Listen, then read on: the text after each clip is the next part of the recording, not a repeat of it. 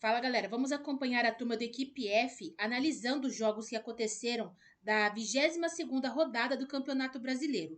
Vamos ver e também as últimas informações do futebol. Vamos acompanhar aí a turma. Mas em homenagem ao Pascoal. Eu vim assim em homenagem ao Pascoal. Muito obrigado. Ó, Pascoal, em sua homenagem. Muito obrigado. Tá? Aí tem o Zico, para de zicar, tá? Não tem nada de incomparável, não. Claro que é incomparável. Ontem parou. É o melhor. Ontem parou. É o melhor. Não, muito é melhor. O melhor, não é o incomparável. Melhor é pouquinho, ele é muito Não, você não melhor. fala que é muito melhor. Muito você melhor. não fala. Você viu o lance do Pedro? Você não fala que é muito melhor. Você viu o gol do Aí, debochado? Zé, ele fala, incomparável.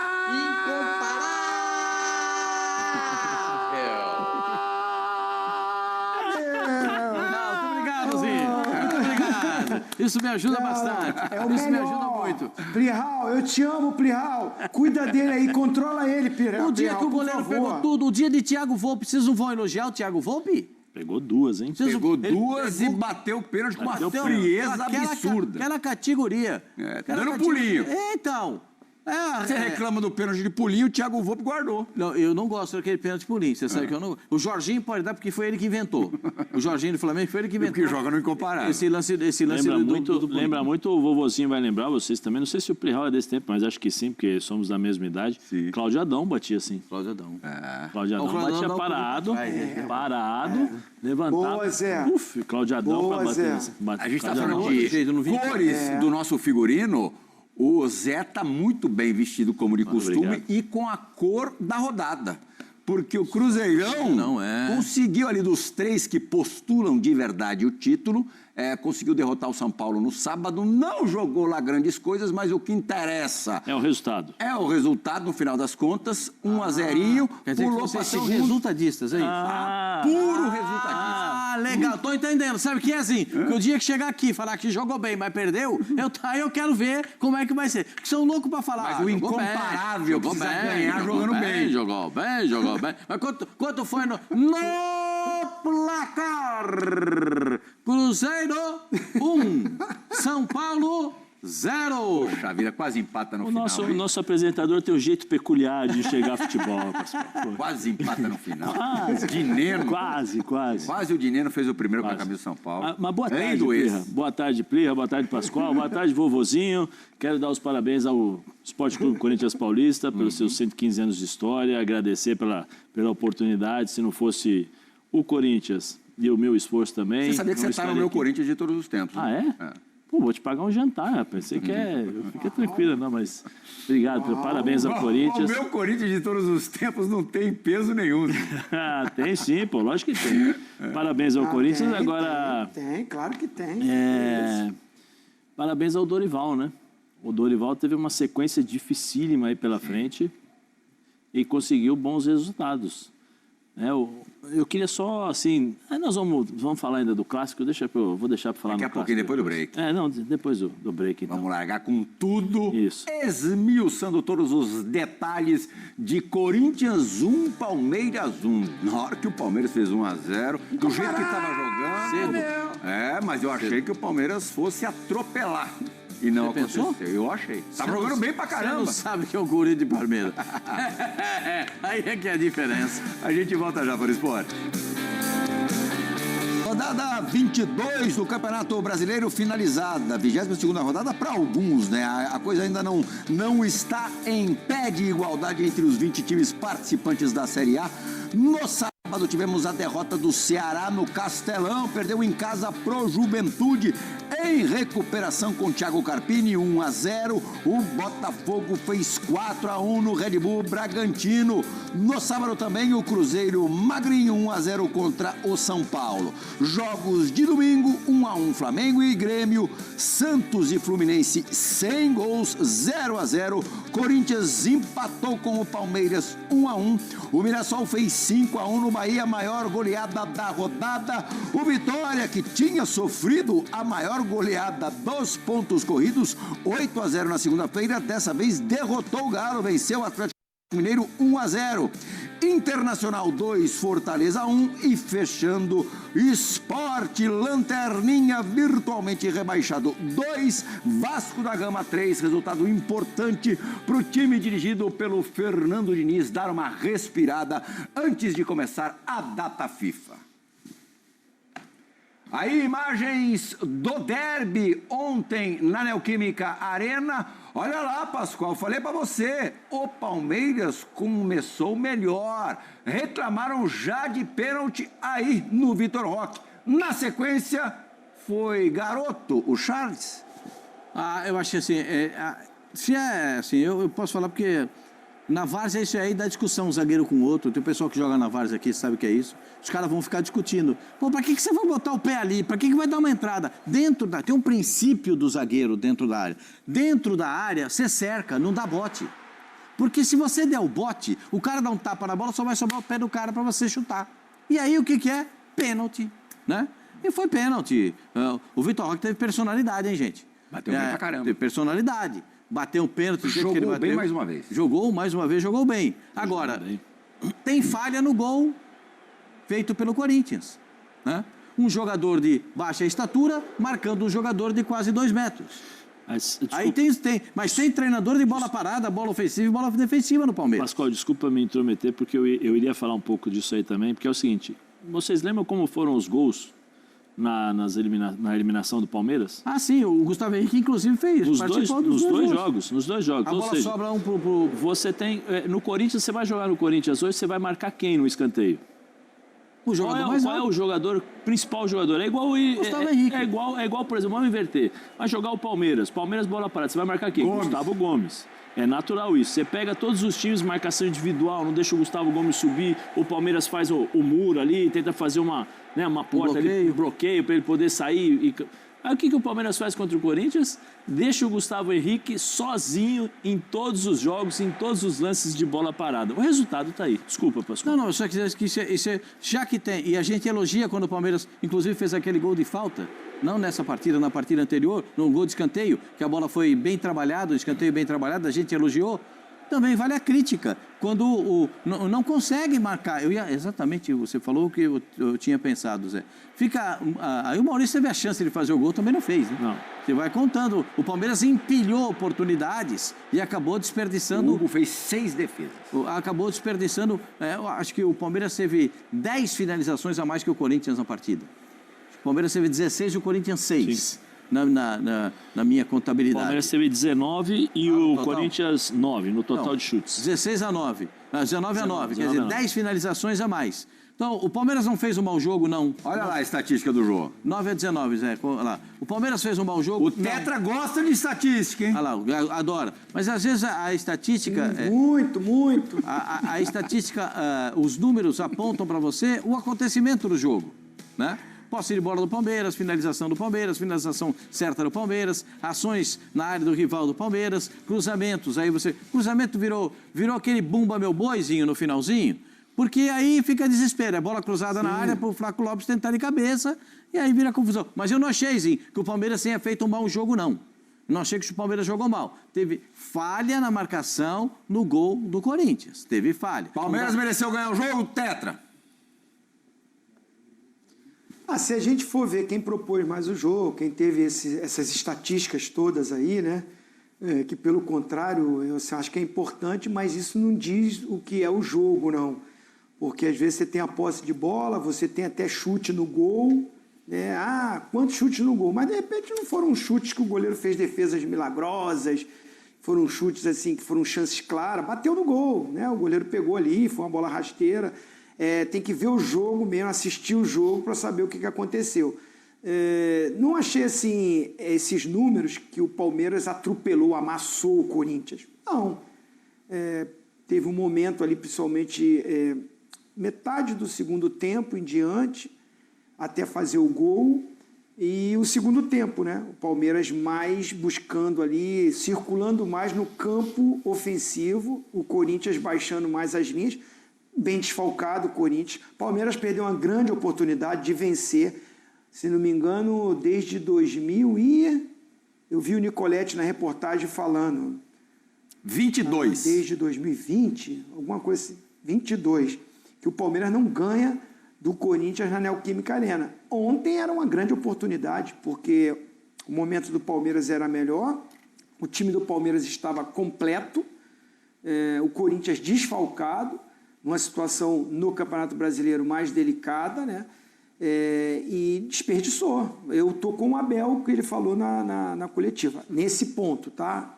Foram várias coisas que ele falou, mas quando ele diz que o Palmeiras perdeu 2 pontos, eu concordo, com todo respeito ao Corinthians e parabéns ao Corinthians pelos 115 anos, mas no jogo de ontem, a grande possibilidade de vitória era para o Palmeiras, com o time completo, e não aproveitou isso, e até se o Palmeiras vence com os jogos que tem a menos, vencendo, ele passaria o Flamengo, né? Seria o líder em pontos perdidos. Agora não, mesmo vencendo. É isso aí. Perdeu uma oportunidade, foi superior, mas não a ponto de ser assim, foi muito injusto o empate. Não. Agora, não teremos mais derby nessa temporada, né? Porque o Palmeiras não está mais na Copa do Brasil e o Corinthians não disputa a Copa Libertadores. E no Campeonato Brasileiro já tivemos os 2 jogos. Mas, bom, a gente se fartou de derbys em 2025. Foram 7 partidas e só uma vitória do Palmeiras. E ontem o Jean Oddi, agora não vou me lembrar dos números exatos. 111 120 finalizações do Palmeiras nesses 7 jogos. E metade do Corinthians, na casa de 60. E o Corinthians venceu 3. Foram 3 vitórias do Corinthians. Tá vendo? 3 empates. Deu razão pro e só Zinho, tá uma vendo? vitória palmeirense. O problema está na finalização. O Palmeiras peca especialmente na finalização, Zé? Não, eu não sei o total dessas 120, né, finalizações, das quais o goleiro fez a defesa, né? Aquelas defesas importantes, por exemplo, como um pênalti do Hugo, né? Que o Rafael defendeu Veiga 2 bateu, pênaltis. 2 pênaltis. Tal. Estevão e Rafael Veiga. Então eu não sei qual é a quantidade de defesas importantes que o goleiro do Corinthians fez em relação a esses jogos. Mas eu acho que eu vou usar a palavra que o Abel tanto gosta, né? Que é eficácia. Quando você não tem eficácia, você, em jogos como esse, como Corinthians e Palmeiras, nos mínimos detalhes, você acaba sendo punido. Me volto a falar, 3 jogos, 3 gols de cabeça do Corinthians, se eu não me engano, foram 3 gols, né? Os 3 gols com o Gustavo Henrique e o Gustavo Henrique jogando sozinho. Isso são pequenos detalhes que fazem a diferença em jogos como esse. Eu acho que o Palmeiras, por exemplo... E o gol de cabeça era o Memphis, né? Sim, teve o gol do Memphis de cabeça. É verdade. Dentro da área, um erro de posicionamento do Gustavo, que o Gustavo Gomes foi tentar adivinhar, perdeu o tempo da bola e o Memphis fez um belíssimo gol. Mas assim, eu particularmente acho que a estatística é legal, tal, mas tem treinador que usa para justificar, tem treinador que usa para tentar encontrar uma desculpa para o resultado, para falar que o desempenho foi bom, uma série de outras coisas, como existe o lado positivo também das estatísticas para você anular um adversário, para você criar mais oportunidades em determinados momentos, em determinadas partes do campo. Mas ontem aí nós estamos vendo, eu acho que assim, no começo do jogo, os primeiros 15, 20 minutos, eu achei que o Palmeiras fosse marcar uns 2-0. Né? O Palmeiras estava pressionando, criando chances, tinha mais posse de bola, né? Tinha uma pressão a mais, né? Próximo ali do gol do Corinthians, mas acho que o Corinthians conseguiu se defender bem e conseguiu, de certa forma, depois do gol do Palmeiras, conseguiu sair um pouquinho mais para o jogo. Um jogador que para mim foi importantíssimo para o Corinthians ontem, para mim é o Garro. O Garro foi importantíssimo ontem. A Bena do Bidon jogou bem. O cara que saía o tempo todo, tirava um pouquinho a zona de conforto do Palmeiras. O Lucas Evangelista jogou sozinho o jogo inteiro, com a facilidade para ditar o ritmo, distribuir o jogo, né? Olha essa bola aí, ó, o Hugo, né? Hugo muito bem. Fez uma bela defesa. Então, assim, o Bidon também, né? O Bidon... Breno Bidon fez um jogo especial. Gustavo Henrique, além da fez participação um bom no gol, jogo, foi Gustavo firme lá Henrique. atrás. Assim, acho que dentro daquilo que se esperava do Corinthians... com os seus desfalques, com os seus problemas, eu acho que ele não podia esperar mais do Corinthians do que o Corinthians fez ontem. Né? A gente podia esperar um pouco mais do Palmeiras. Pelas derrotas, pela classificação recente na Copa do Brasil, pela maneira como foi a desclassificação, especialmente no Allianz Parque. Né? Esperava um jogo, por jogar esses jogos tantas vezes, esperava um jogo mais sentido do Palmeiras em relação a querer matar o jogo. E não foi isso que eu vi, não. Eu acho que eu vi um time com vontade, mas com algumas limitações. E o Corinthians dentro daquilo que poderia fazer, está de parabéns. Está de parabéns porque tinha muitos desfalques. Durante o jogo, perdeu um jogador importantíssimo, que é o Ranieri, em relação à marcação. Aí o Dorival teve que Botou o Tchoca de zagueiro. Tchoca de zagueiro, aí pôs o Kaká depois, traz o Ryan, o Maicon sai, né? É que o Ranieri... Com 4 zagueiros. Então, O Ranieri já não estava por jogando opção, de né? zagueiro. Tava. O Ranieri Terminou o jogo com 4 zagueiros Sim, por necessidade por pura. dificuldades. E aí entra a questão do Palmeiras e uma coisa que eu vou chamar um pouco a atenção, né? É que se fosse ao contrário, provavelmente o Abel reclamaria, como já reclamou algumas vezes. O Palmeiras ficou a semana inteira sem jogar. Sim. Ou estou enganado? Não ficou? Ficou sem jogar, descansadinho, tranquilo. O Corinthians foi até lá Curitiba, tem um jogo dificílimo contra o Atlético, voltou ao campo sintético, Sim. voltou, enfrentou o Palmeiras com todas as dificuldades e conseguiu igualar o jogo. Dá para dizer que foi 1-1 pro Corinthians. Sim. Acho que até o Abel concorda. Vamos ouvir o Abel? Bora. Abel Ferreira falando no Equipe F. Mas os jogos aqui, este ano, as vezes que viemos aqui jogar, foi isto que vocês viram aqui. Só que nem sempre o resultado traduz aquilo que é a eficiência e a produção de uma equipa, como foi o caso de hoje. O sentimento meu é exatamente esse, é sentimento de derrota, perdemos 2 pontos. Fomos melhores na primeira, na segunda, não é o primeiro jogo que isto acontece. Para mim, na minha opinião, no jogo da Copa aqui em casa do nosso adversário igual. Pascoal, Senhor. as palavras do treinador do Palmeiras. O Zinho falou a respeito disso, eu também concordo com ele, né? O time foi melhor nos 2 tempos, mas não teve a capacidade de fazer os gols. Perdeu os... Botafogo Esporte, Equipe F, agora a Série B, a atração do Equipe F. Vamos acionar Celso Ardengue e o narrador Rogerião, Zé Elias. Só que esse não é o Ceni, não. Rogério É o Volgan. Volgan. Tão competente e tão capaz quanto. Os dois irão transmitir ao lado do Felipe André na reportagem. Chapecoense, terceiro colocado da Série B, contra Vila Nova, no momento o 8º colocado. Teremos também um sistema bem defensivo. Lugano, Fábio Luciano e Fábio Santos. Que isso. Só o zagueiro. Hoje não toma. Meu Deus do céu. O que é isso?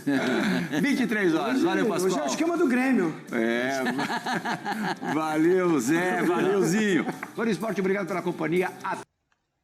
As 2 semanas sem jogos até a partida contra o Juventude, no dia 14 de setembro, serão importantes para o Flamengo resolver algumas pendências. A principal delas é a liberação de jogadores que estão no departamento médico, com a expectativa de Pulgar avançar na recuperação e voltar a jogar antes do prazo estabelecido. O técnico Felipe Luiz disse recentemente que Pulgar poderia ficar à disposição para as quartas de final da Libertadores. O primeiro jogo contra o Estudiantes da Argentina é no dia 18 de setembro. Portanto, esse período da data FIFA será fundamental para o chileno. A previsão inicial de recuperação é outubro, mas há chance de o volante voltar a treinar com o grupo antes, alimentando a expectativa de um retorno mais cedo do que o esperado. Quem tem mais chances de deixar o departamento médico em breve é Alexandro. Ele lesionou a panturrilha esquerda no jogo contra o Vitória e não enfrentou o Grêmio no domingo, no empate por 1-1. O quadro do lateral esquerdo não é considerado grave e ele deve reforçar o Flamengo na próxima rodada do Campeonato Brasileiro. O período sem jogos será importante também para descansar jogadores que estavam desgastados e correndo risco de lesão. O volante Jorginho, por exemplo, desfalcou o Flamengo contra o Grêmio por causa de dores na parte posterior da coxa esquerda. Pensando na recuperação e descanso, o Flamengo deu folga aos jogadores nesta semana. O elenco se reapresentará no Ninho do Urubu na sexta-feira. Outro ponto a ser aproveitado por Felipe Luiz é a adaptação dos reforços recém-contratados na janela. Quem mais precisava de tempo com o elenco não estará no Rio. Porém, Carrascal foi convocado pela Colômbia para os jogos das eliminatórias sul-americanas. Dos 4 jogadores contratados nessa janela, o meia é quem ainda não conseguiu ter tantos minutos com o treinador. No domingo, Carrascal não saiu do banco de reservas. O colombiano ainda precisará de tempo para se adaptar ao futebol brasileiro e ao dia a dia do Flamengo. Ele entrou em apenas 3 jogos e teve pouco mais de 60 minutos em campo. Samuel Lino, chamado pela seleção brasileira, também perderá os treinos com Felipe, que terá mais tempo para trabalhar com o lateral direito Royal e o meio-campista Saul. O treinador já havia destacado a dificuldade de encaixar os reforços com a temporada em andamento. Agora poderá passar seus conceitos com mais tranquilidade para os novatos. Além disso, o treinador do Flamengo aproveitará a data FIFA para trabalhar situações de jogo que ele normalmente não tem tempo para aprofundar entre um jogo e outro. Outra questão em aberto é a saída de jogadores. As principais janelas de transferências estão fechadas, mas ainda há mercados abertos, e o Flamengo espera propostas por alguns de seus jogadores. A principal pendência é Michael. Tanto o clube quanto o jogador esperavam proposta no último mês, mas nenhuma negociação avançou. Ainda há, no entanto, possibilidade de o atacante sair do clube. Michael ficou 1 mês e meio sem ser relacionado pelo Flamengo e voltou à lista no domingo, mas não saiu do banco.